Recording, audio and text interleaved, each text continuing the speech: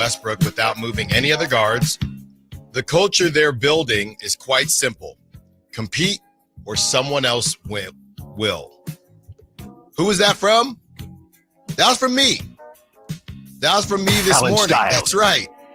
And the only reason I'm reading that is because on social media, it'll say probable spam. And you always, not what I said. But what you said. Maybe, but somebody else blocked me for it. But not what I said, but this is somebody's response, right? And, when it says probable spam, you got to be careful when you click on it because you don't know what's going to pop up. So I click on the probable spam during the break, and here's a comment from Marcus. Marcus says, I think this move would be more than that. It would be fulfilling a dream of every Kings fan, a true guard-only lineup. Let's see all 5 players out there where the center is a guard. Nobody over 6'5" on the court. That would be magical. Oh, Monty McNair would be so proud. And somehow it got flagged. They got flagged as spam, probable spam on X. So shout out to Marcus and the Kings attempting to fulfill a lifelong dream of Kings fans. This is what Marc Stein said about the Kings on his Stein line. After Sacramento explored various trade scenarios earlier this summer involving Malik Monk, league sources say that the Kings are not actively engaged in such trade talks now. The Kings have maintained an interest in unsigned free agent Russell Westbrook, sources say, but I'm told that they have indeed explored the possibility of creating a backcourt opening for Westbrook by other means rather than dealing Monk. Monk is said to have made a positive impression in Sacramento, not only with his play, but how he has embraced his role as the franchise and the franchise as a King. So that is what Marc Stein had to say.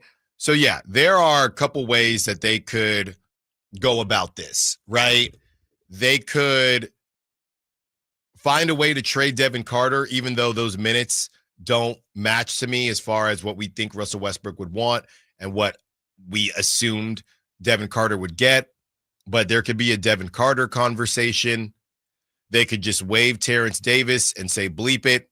We're just going to keep all the guards.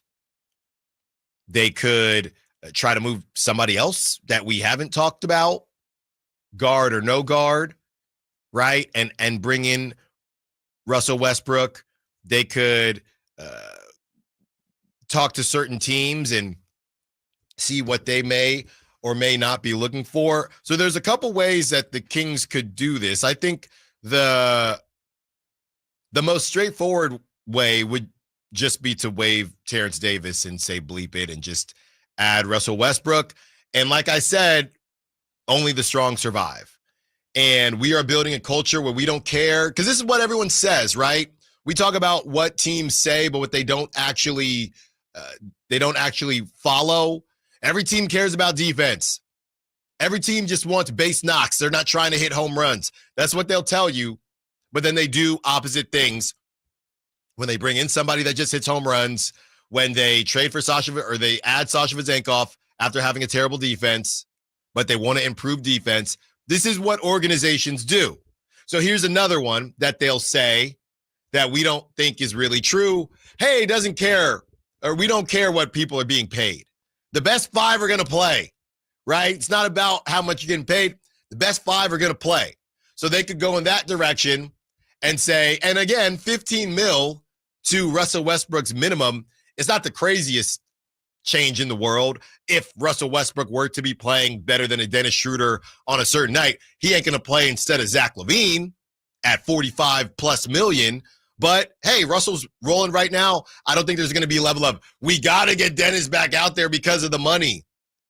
Malik Monk at 18 mil. We got to get Malik back out there because of the money. So if there is a team, and they're used to having 18 guards anyway, if there is a team that could pull this off and actually mean what they say, I do think it's the Kings, because the battle is all within decent amount of salary amounts, right? Besides Zach LaVine is the outlier. But everybody else that's battling, it's not as if you have Zach LaVine, and I know DeMar DeRozan, he's not a guard on this Kings team. So him with his 20 plus million, I put him in a different category, even though he's probably a guard on other teams. And sometimes he's a guard for the Kings. But nevertheless, he can't be a guard right now. So besides Zach LaVine, who's a 2 guard, and he's making 40 whatever million dollars, after that, you just have Dennis Schroeder at 15, Malik Monk at 18, who's already coming off the bench, right? And then a bunch of dudes who aren't really making anything. Keon's not making anything. Neek is not making really much. He's a rookie. Obviously, Devin Carter's not making much. He's a rookie. And then you would bring in Russell Westbrook at the minimum. So I'm not saying they should do it. I'm saying it would be a different situation if you even had if DeMar DeRozan was playing guard on this team at $24 million, then you probably just don't feel like you could pull it off. But with DeMar playing the 3 and the 4, again, I'm not saying I do it. I'm just saying that you could convince yourself that this is the case. The Devin Carter piece is interesting because based on what Devin Carter is making and they still have a lack of front court depth. You could sit there, okay, Devin Carter, he is at 4, he's basically at $5 million, right? 3 years, and you got that team control. Is there some 4 out there that you could trade for and you move on from Devin Carter? It would not feel good because Devin Carter, that 4 is either going to be I don't even think, just based on size, I don't even think they could get a young 4. I don't even care if that young 4 stinks. You know what 4 they could get for Devin Carter? Probably, and I'm not trying to be disrespectful, like Jalen McDaniels, right? Besides that, you're not getting people are not giving up young 4s. So if you are going to get a 4, it's going to be a Chris Boucher type, and probably not even good as Chris Boucher. Well, let me phrase it like this. If you were to trade Devin Carter, do you think you could get a forward, 3 or 4, but just get a forward who would play 15 minutes per game on this team? Yes, I do. Maybe that, I don't know what that said. Maybe that shouldn't be the case because, Alan, you're always hard on Devin Carter, but I think so. I'm more so saying it's about the depth or lack thereof on the Kings at that 4 position. It kind of just, it makes me feel like even if they get to find a backup 4 better than Dario Saric or better than whatever they think Maxime Reynaud could be. Isaac Jones. We'll see if he ends up being a power forward or a center, but depends on how much he can shoot. But if they think that this player they can get is better than that, awesome. But otherwise, they're telling you Devin Carter is a backup right now. And that's kind of tough. Like, he's a deep bench guy, essentially. Yeah, I was going to say not even a backup. Yeah, I'm saying, like, he's a deep bench guy on any team if you can only get a deep bench guy back for him, and not even a young one, to your point. Here's why I don't think it will be Devin Carter.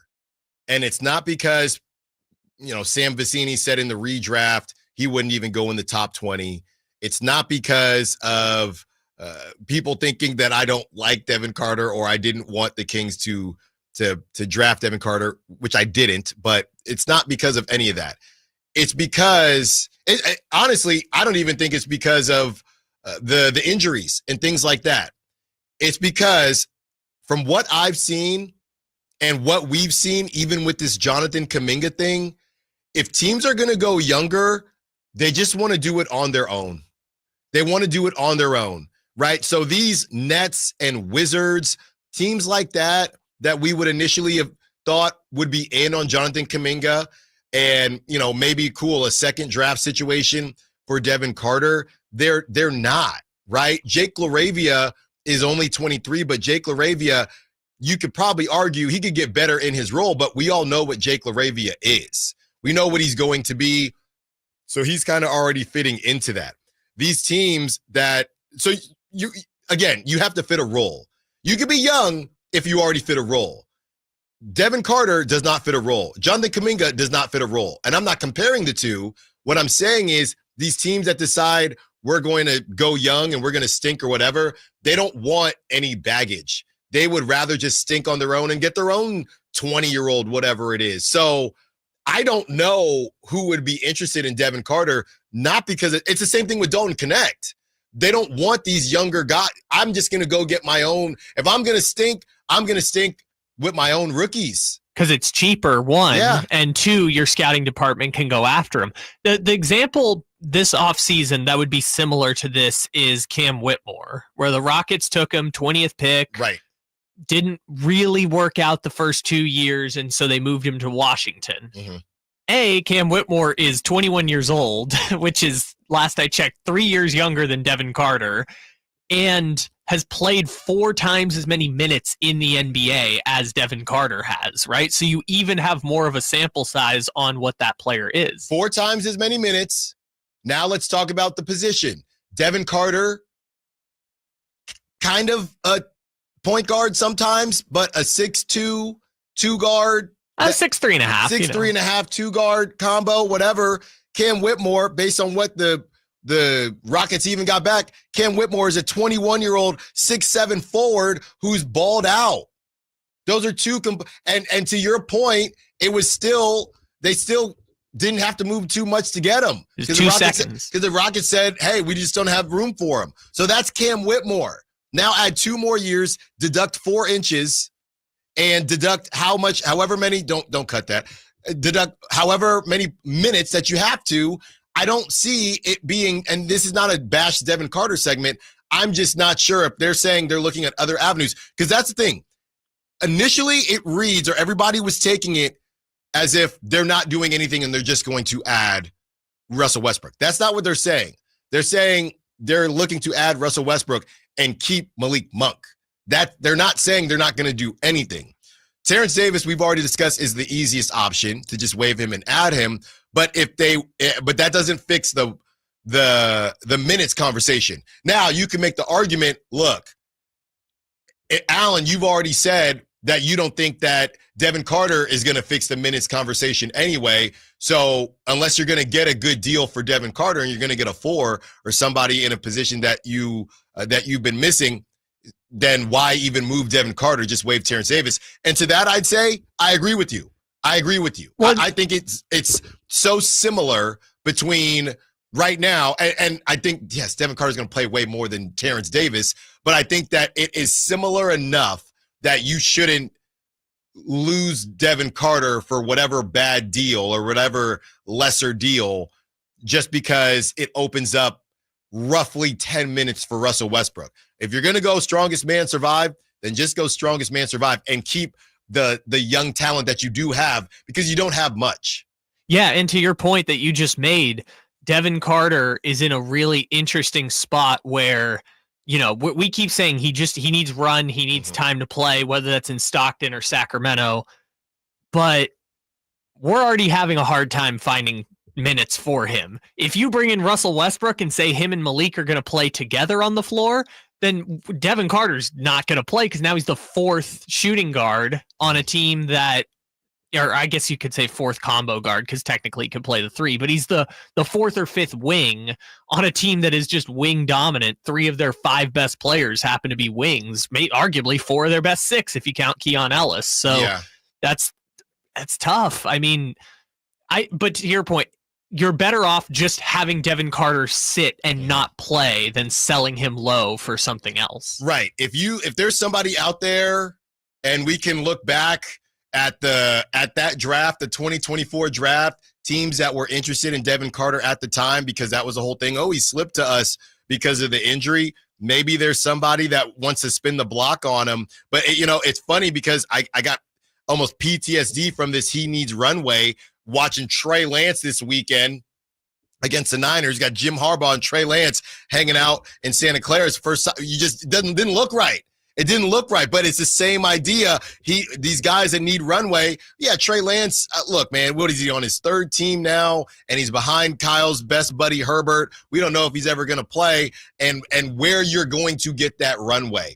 They didn't even want to give Anthony Richardson that type of runway. I know it's different in the NFL, but there's just not, I got it open here, Kyle, and I'm trying to figure out what team is going to say, yeah, the thing about Devin Carter, I don't think his ceiling is high enough for somebody to say, that's the difference between him and Cam Whitmore.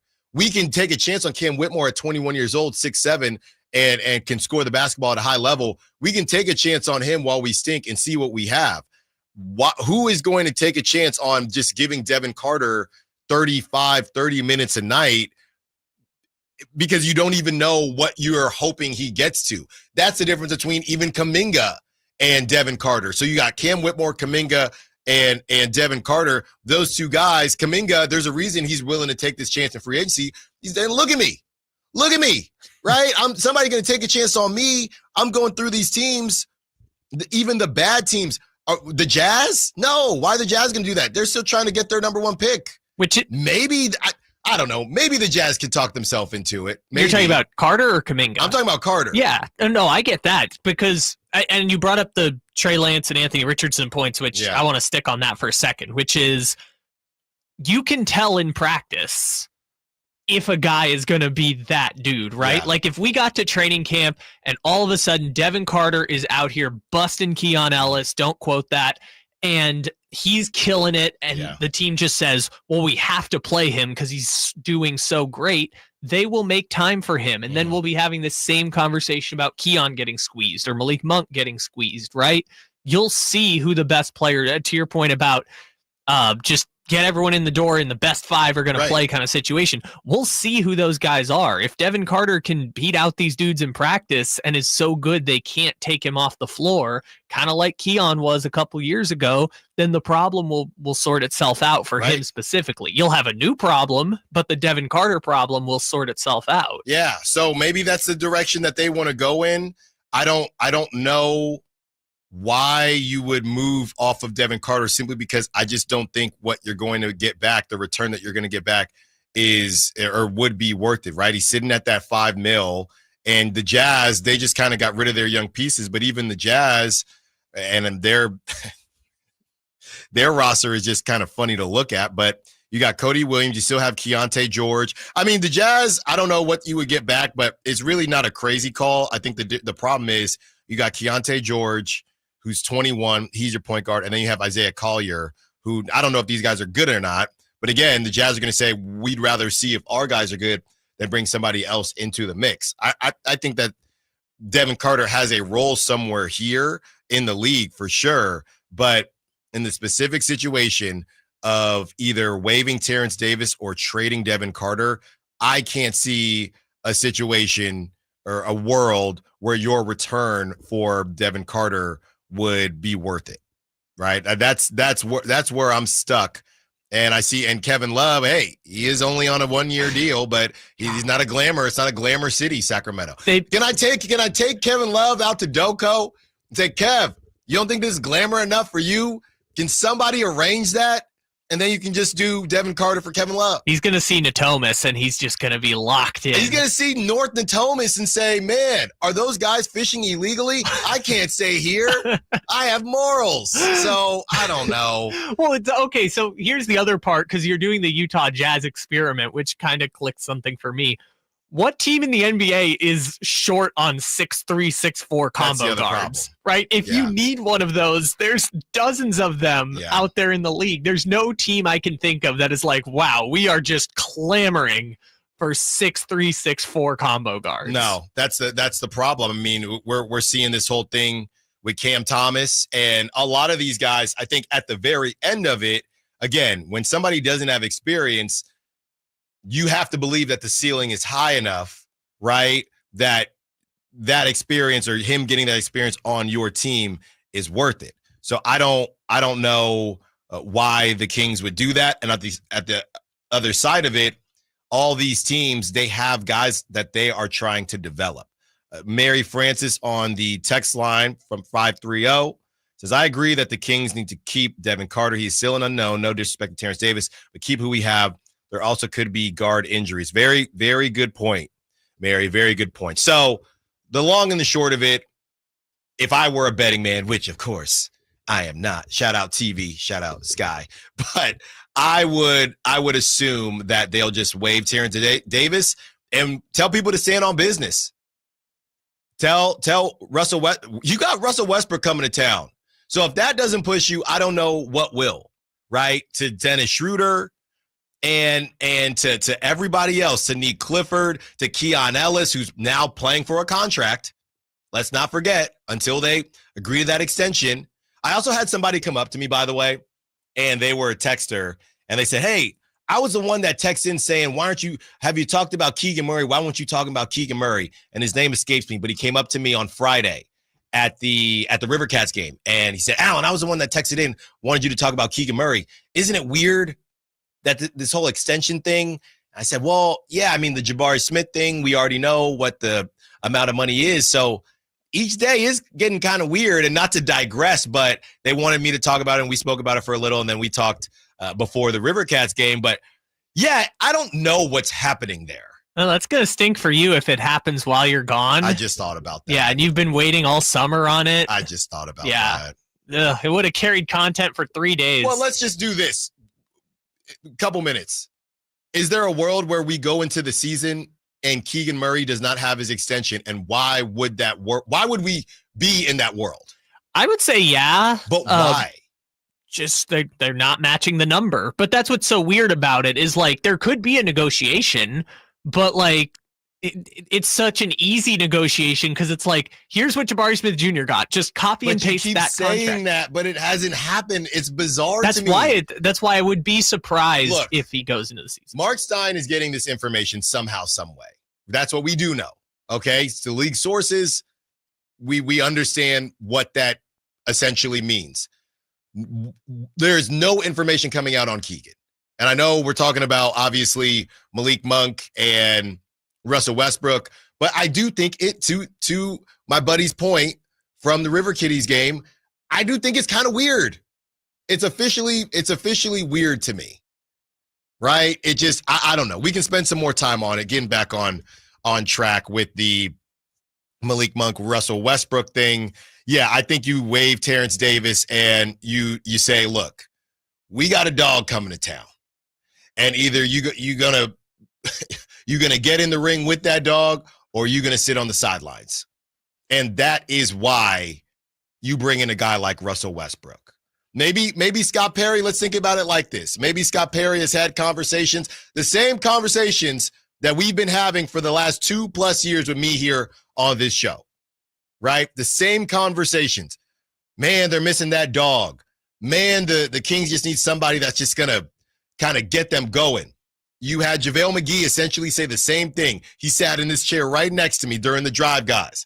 And maybe Scott Perry came in, spoke with everybody that he felt like he needed to speak with, and he said, yeah, roster-wise, do we need Russell Westbrook? No. But I do think we need that type of mentality. I've looked at what this team is right now and the personalities, how that's working, how that hasn't been working. And I don't give a bleep right now about roster construction. We need somebody that's going to light a fire.